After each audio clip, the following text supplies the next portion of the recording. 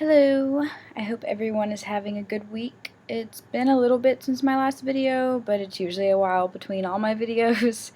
Obviously, I'm not shaking, I have no tics or anything like that today, so that's a good thing, but it also gives me a opportunity to talk about all of the tics that I do have and sort of how everything is progressing right now.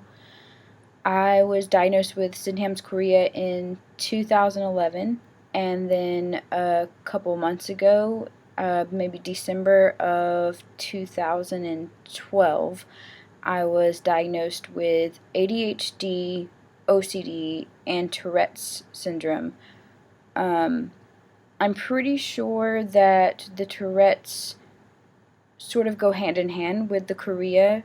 Every time that the Chorea movements start, I also start ticking, is what I call it, because my whole body, upper body, will start sort of just shaking or trembling, and then the Tourette's will start as well with different compulsions and things like that that I just do whenever I'm stressed out or excited or anything basically over just a normal emotional level. Some of my tics that I do, I've actually written down so that I won't forget any of them. I clap, I snap, I pop my knuckles a lot, and actually I do it even whenever I'm not doing anything else. Like, it's the one that I do the most probably.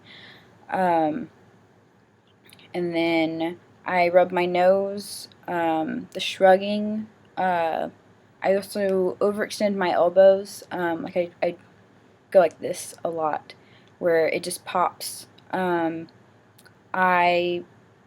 contract the muscles in my thigh, sort of like flexing them.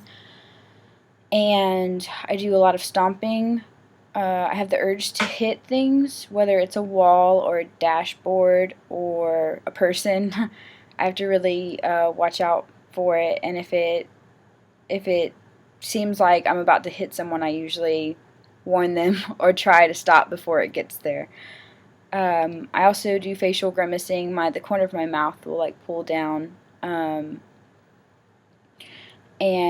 my head twists back that way. When I talk about them, they happen sometimes. I don't know if that's normal or not. I think that children, whenever they talk about their tics, they happen as they talk about them. I also do my back overextends it or twists sometimes, and that is the only thing that really causes me any pain because my back gets really worn out from that and it starts hurting really bad after a while. I also roll my eyes a lot, which I think I do even when I'm talking, like on videos. My eyes go off in different directions without me really noticing. I also have acquired vocal tics. At first it was just gasping, uh, sort of like that, just like a deep inhale, really. But the gasping would be really, really loud to where sometimes it would be an inward sort of yelping. So it's really loud. And I also do random noises, like there's nothing, it's not like barking, and it's not words or phrases, it's just random noise that I'm not really able to keep in. I think that might be all of the tics I have so far, and a lot of times it's all of them at one time that happen. So the good thing about me, I guess, dancing is also what I call it. Whenever I do dance, I get really, really happy for no reason. I think it must release endorphins or something major. It's like a flood of euphoria.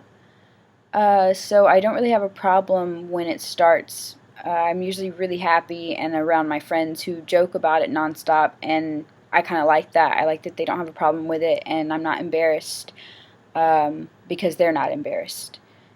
And Sorry, I'm at work, so I have to answer my phone whenever it rings. What was I saying? It's really hard to focus whenever the movements are going on. I don't know if it has to do with anything really chemically happening, or if it's because my body's moving so much that it distracts my thoughts. Just the fluidity of any conversation is kind of broken up, and I have to really, really focus on what I'm trying to say, and it takes a while for me to say what I need to say whenever it's happening. It's also hard to pay attention to anything that's going on. If I'm in class and it starts, I'm better off just leaving and getting notes from someone, because I won't be able to even repeat a single sentence that's been said by the professor.